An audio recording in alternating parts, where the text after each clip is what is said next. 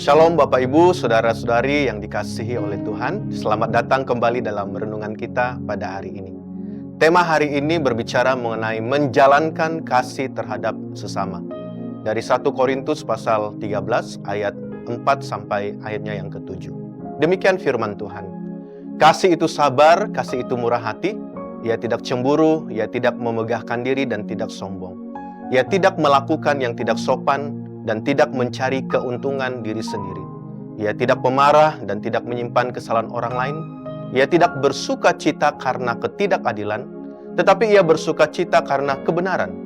Ia menutupi segala sesuatu, percaya segala sesuatu, mengharapkan segala sesuatu, sabar menanggung segala sesuatu.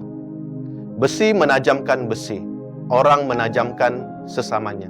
Adalah sebuah pepatah yang memberikan pesan yang sangat dalam yang tertulis dalam kitab Amsal 27 ayat 17. Pesan sederhana dan indah yang ingin disampaikan adalah manusialah yang menjadi alat untuk membuat manusia lainnya menjadi semakin indah, mulia, dan memiliki karakter seperti Kristus. Jika kita hubungkan dengan semua elemen-elemen dari kasih yang disebutkan dalam 1 Korintus pasal 13 ayat 4 sampai 7, saya ingin tegaskan bahwa untuk memiliki dan menghidupi kasih, kita memerlukan sesama kita. Untuk menjadi seorang yang sabar, murah hati, dan tidak cemburu, kita memerlukan sesama kita. Untuk menjadi seseorang yang rendah hati dan tidak sombong, kita juga memerlukan sesama kita. Jika kita ingin menjadi seorang yang sopan, tidak mencari keuntungan sendiri, tidak pemarah dan menyimpan kesalahan orang lain, kita memerlukan sesama kita. Intinya, untuk memiliki dan menghidupkan kasih seperti yang dijelaskan dalam surat Korintus ini, kita memerlukan sesama kita. Kasih perlu dipraktikkan dalam hubungan kita dengan sesama. Karena itu sangat penting untuk kita membangun relasi yang kuat dan sehat dalam kita menjalankan kasih terhadap sesama. Relasi yang kuat dan sehat ini tidak hanya sekadar berbicara tentang mengembangkan jejaringan relasi.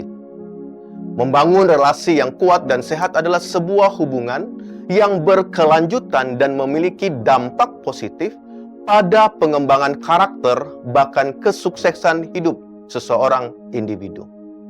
Hubungan yang kuat dan sehat yang kita bangun dengan sesama perlu konsistensi dalam tindakan maupun kata-kata, dan saling menghargai dan menghormati batas pribadi sesama kita.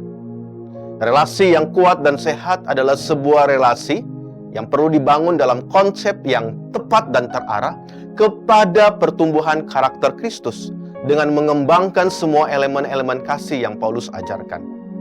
Membangun relasi yang kuat dan sehat tidak berarti kita membuka diri untuk menerima semua orang dan diperlakukan dengan semena-menanya.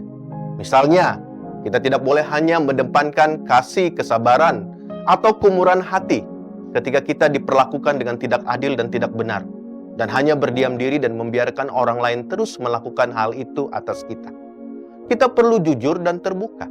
Ketika terjadi ketidakbenaran dalam sebuah relasi, kita perlu berani untuk mengatakan ya atau tidak. Kita perlu menjadi seorang yang autentik, menjadi diri kita sendiri, jujur dan apa adanya.